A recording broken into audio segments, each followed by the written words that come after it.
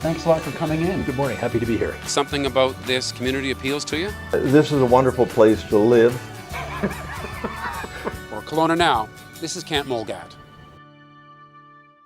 And we're joined by Kris Stewart, the CEO of Advanced Home Care Solutions. Thanks for coming on our little interview program. Thanks for having me. You are going to be part of an international, an all-women international trade mission to Japan.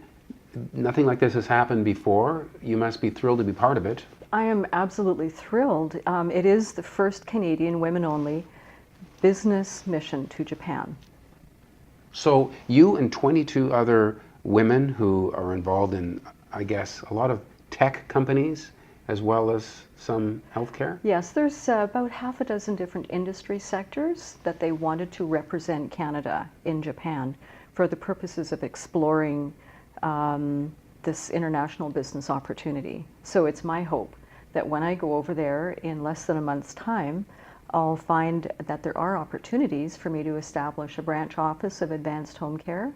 And plus, because of Japan renewing their healthcare strategies, they want to also look at establishing Western-style care homes. And I have expertise in both areas, both community care, also known as in-home care support, and residential care. So I'm going to be going over there for a week to meet with stakeholders to look at establishing a branch office of advanced home care and doing consulting on residential care home builds. Right, so I take it things are changing in Japan, where historically people would keep their elders under the same roof if possible? Yes. But there's a transition away from that creates these opportunities? There's an interesting change in demographics in Japan. They're certainly undergoing a shift. There's actually less than one child per couple now in Japan. So not every couple is having a child.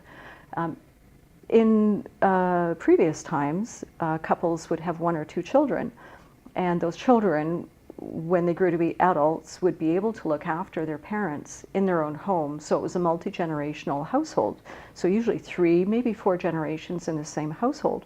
So now with not every couple having children, when that couple ages, there's no one now to look after them in their own home. So I understand that the Japan home support healthcare system is struggling with that challenge, and I want to be part of that solution.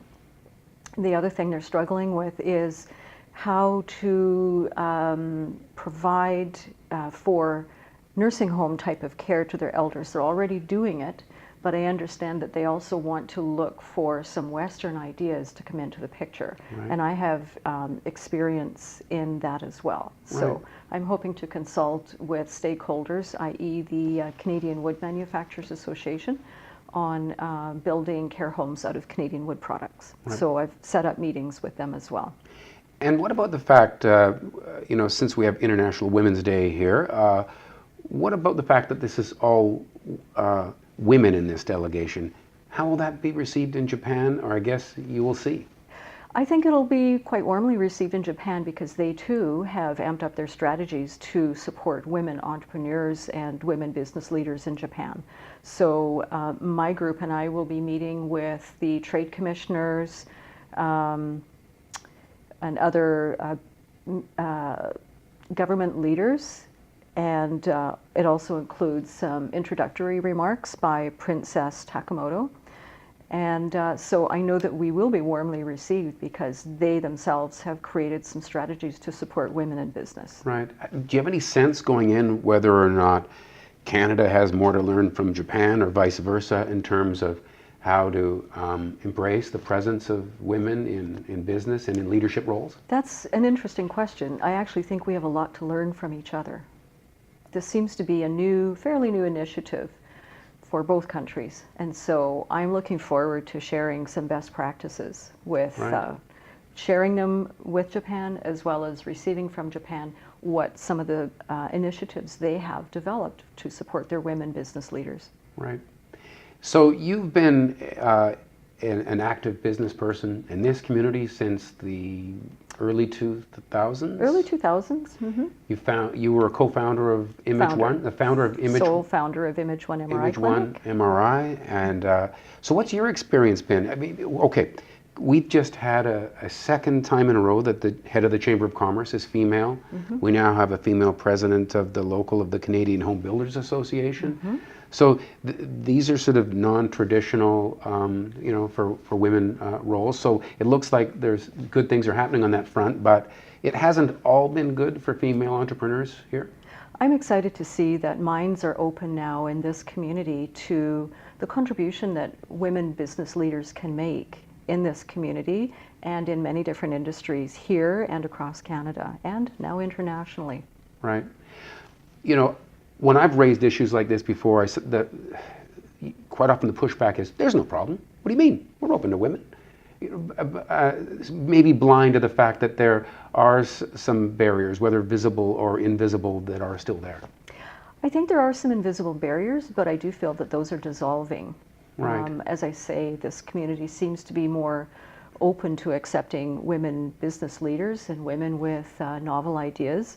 Back in the early 2000s, when I was trying to found Image One MRI Clinic, it wasn't that way. I did have some barriers, definitely. Yeah. And I think it was related to my gender.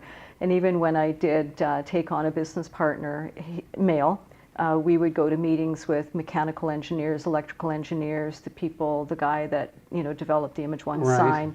And it was interesting because here I am, I'm the founder and president of the company. I wrote the business plan. This whole thing is my idea. And when we would go to a meeting, the engineers and architects would only look at my business partner. As soon as it got onto the technical? They assumed, I think, that I was just the secretary or the personal assistant. And the whole thing was my idea. So that was then, but I'm hoping that now things have changed. And I find that when I attend business meetings or community business meetings, like last night I was at the Kelowna Co-Housing Initiative at the Innovation Center, and I found that when I spoke with the host of the show host of the seminar afterwards, he gave me the amount of respect that I felt he would have given anyone of any gender, any man. I felt accepted, my ideas were received, and I'll be following up with him to set up a meeting. Right. So as a veteran of business in this community, do you have any advice for other women who are trying to, establish themselves? What would have been nice for me way back when in the early 2000s was to find a female business mentor. So it would be really nice if there was a female business mentorship group, and maybe there is. I'm doing fine in my company, Advanced Home Care, so I don't really need a business mentor. But I know that for women who are starting their own businesses that haven't really started a business before, I think a group like that would be really valuable for them. I know I've certainly helped give women starting businesses a few ideas if they've turned to me for assistance or support. Right. I'm happy to help. I think there should be a formal group, though. There may in fact be one. Yeah, I think there are some events and some ongoing allegiances like that are out there, but you would encourage people to take advantage of that when it's there. Absolutely, yeah. I want to jump back now to this trade mission again, because one of the things when I talked to you before that was interesting is that this isn't just a one and done. Go in there, wow, I get to see Japan and maybe learn a bit about my industry from a different perspective. But you plan follow-up visits. You expect real business to come out of this. Yes, I do. I'm going there to explore the opportunities this trip, and I fully expect to return at least twice in the upcoming year. I had to submit a budget as part of my grant application, and the budget included future trips. I am meeting with the Canadian wood manufacturers representatives. I think it's April 4th and 5th, and that's to look at providing consulting services to build Western-style care homes. And so I know that their interest is keen at this early stage, so I feel even from that stream, that business stream, I need to go back. So I do have plans, yes, of returning. We'd love to hear how it goes after you do get back. And thanks for coming in and telling us about it. Thank you so much. Do you know how to do a greeting in Japan yet? You're going to be... I am learning about the cultural nuances as we speak. You can show us that as well when you get back. Yes. Thanks, Kris Stewart. Thank you. And thank you for watching Kelowna Now.